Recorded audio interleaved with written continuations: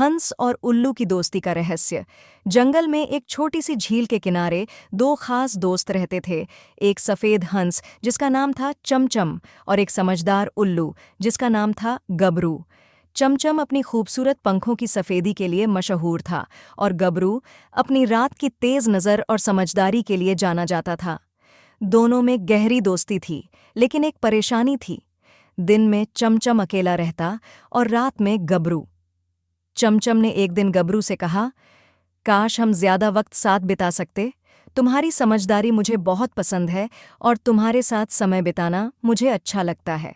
गबरू ने गंभीरता से कहा, चमचम, दोस्ती का असली मतलब एक दूसरे के साथ हर मुश्किल का सामना करना है। हम चाहे अलग अलग समय पर जागते हों, लेकिन दोस्ती में दूरी का कोई मतलब नहीं होता। कुछ ही दिनों बाद जंगल में एक रहस्यमयी घटना घटने लगी। झील का पानी धीरे धीरे गायब होने लगा। हर सुबह झील का पानी पहले से कम होता और जंगल के जानवर प्यास से परेशान होने लगे। मछलियां भी तड़पने लगीं और हिरण, बंदर जैसे जानवरों के चेहरे पर चिंता साफ झलकने लगी।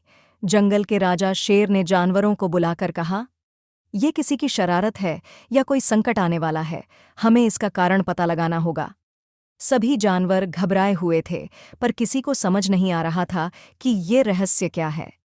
चमचम और गबरू ने यह बात सुनी और दोनों ने तय किया कि वो मिलकर इस रहस्य का पता लगाएंगे।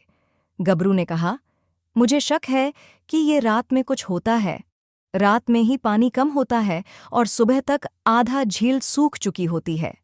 चमचम ने उत्साहित होकर कहा, तो फिर आज रात हम दोनों झील की पहरेदारी करेंगे। जो भी इस झील का पानी ले रहा है, उसे हम रोकेंगे। रात को गबरू और चमचम झील के पास छिपकर बैठ गए। चारों ओर सन्नाटा था और झील पर हल्का सा चांद का उजाला पड़ रहा था। कुछ घंटों तक कुछ नहीं हुआ, लेकिन फिर अचानक झील के पास हल्की सी सरसराहट हुई। गबरू ने अपनी नजरें तेज कीं और देखा कि एक बड़ी सी काली परछाई झील के किनारे पर रेंग रही थी। चमचम ने धीरे से कहा, क्या वो कोई अजगर है? गबरू ने जवाब दिया, हाँ, ये तो सच में अजगर है। और देखो, वो झील के किनारे से पानी पीने के बजाय अपने शरीर से पानी को झील से बाहर खींच रहा है। दोनों चुपचाप बैठे देखते रहे। अजगर धीरे धीरे झील का पानी अपने बिल के अंदर खींच रहा था। गबरू ने धीरे से कहा, हमें इसे रोकना होगा, वरना पूरी झील सूख जाएगी।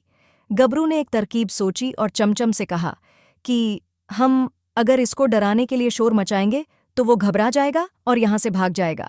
चमचम ने सहमति जताई और जोर से अपने पंख फड़फड़ाने लगा। गबरू भी अपनी तीखी आवाज में चीखने लगा।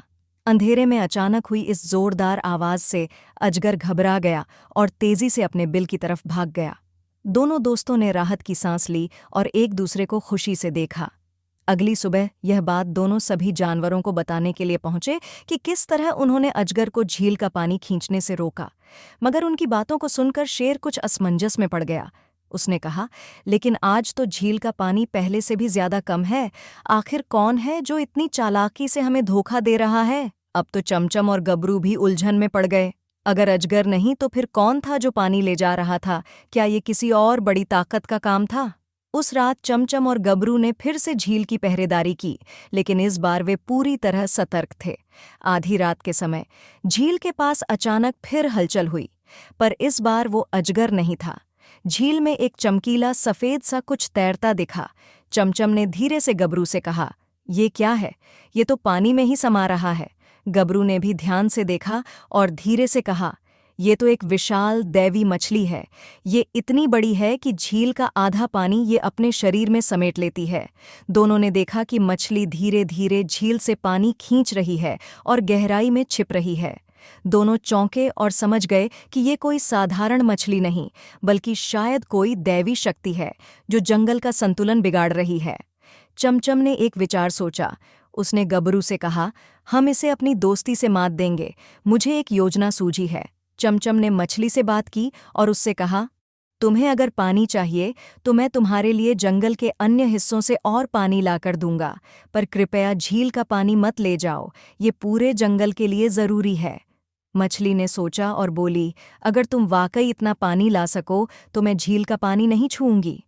चमचम और गबरू ने मिलकर जंगल के अन्य हिस्सों से मछली के लिए पानी लाने का वादा किया। मछली ने उन्हें वचन दिया कि वह झील का पानी नहीं छुएगी।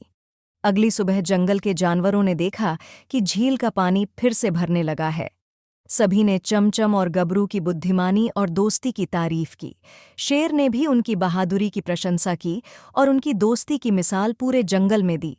इस तरह हंस और उल्लू की यह अनोखी दोस्ती जंगल में हमेशा के लिए एक मिसाल बन गई।